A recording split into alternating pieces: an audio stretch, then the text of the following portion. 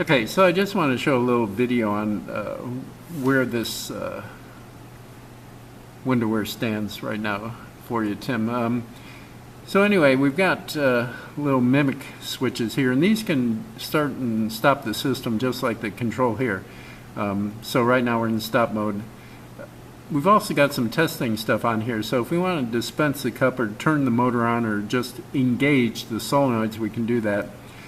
Here, you know, one of the problems with the Wonderware is it's not real time, so it's kind of delayed, and you have to either watch it or be quick about it.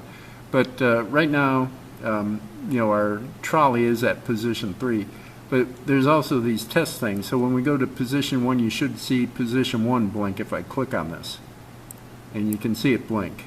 And position 2 blink. 3 is on because it's where it's stationed at, but position 4, and it just blinks. Now we can also go and put in the cup dispenser mode, and I'm going to kind of tilt it so we can hopefully see both. So right now I'm going to click on this cup dispenser, and it just engages the solenoid, and I have the cup dispenser clicked, and it'll keep it engaged until I unclick it, and then it'll retract. And so that's a good way to test it, and I'm going to do the same for the candy motor, so I'm going to click that on. And you know, you can see that on there, and I'm going to tip it back to the screen, and you can see the screen sort of slides. And I'm just going to keep it on the screen, and you'll have to take my word when I do the storage arm that the storage arm does retract, and now it goes back to the extend position.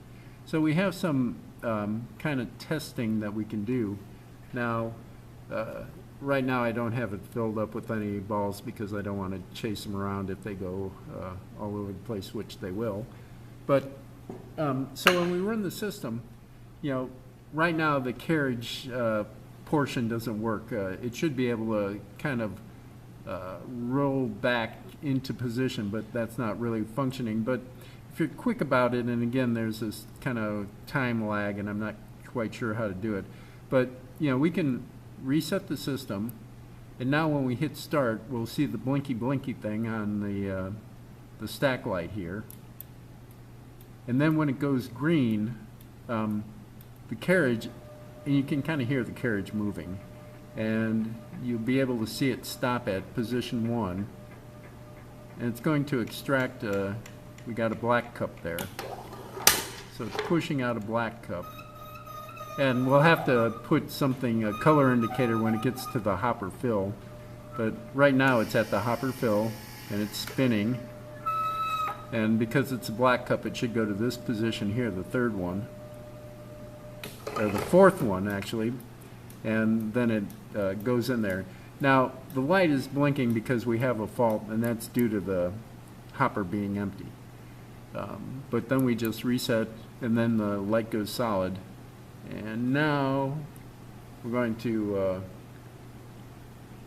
we're going to do 2 more white cups. Right now we have a white cup and a black cup in the storage container, which we can also, what we'll do is we'll fill up the cup containers, and then we'll see that the storage slot should fill up. And somehow we have a squeaky linear actuator. I'm not quite sure why that is. But now it's going to go to this slot number 3, and it pushes it in that slot. Again, we have a fault, so we'll reset it.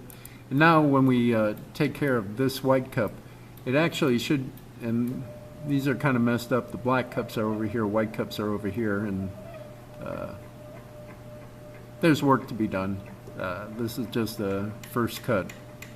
So we're going to store a white cup. Now it's going to fill up the white cup slot, and now we should see this one. Well, here we see that the dispenser is empty. Again, it doesn't clock the fault until it ends the process. So now we kind of got the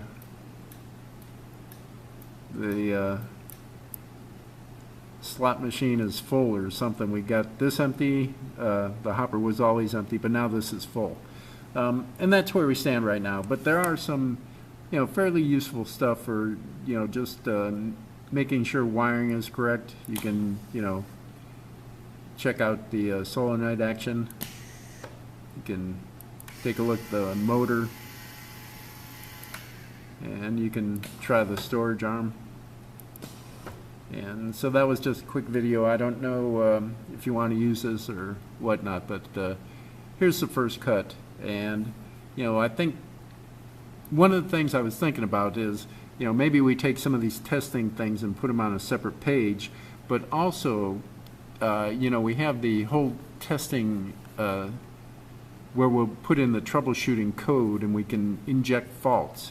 So maybe there's a separate page that just has, like we have this that just shows operation, and maybe expand it fuller, but then have one where we can just test modules and maybe inject faults, and that way they don't need the Wonka box, the test box.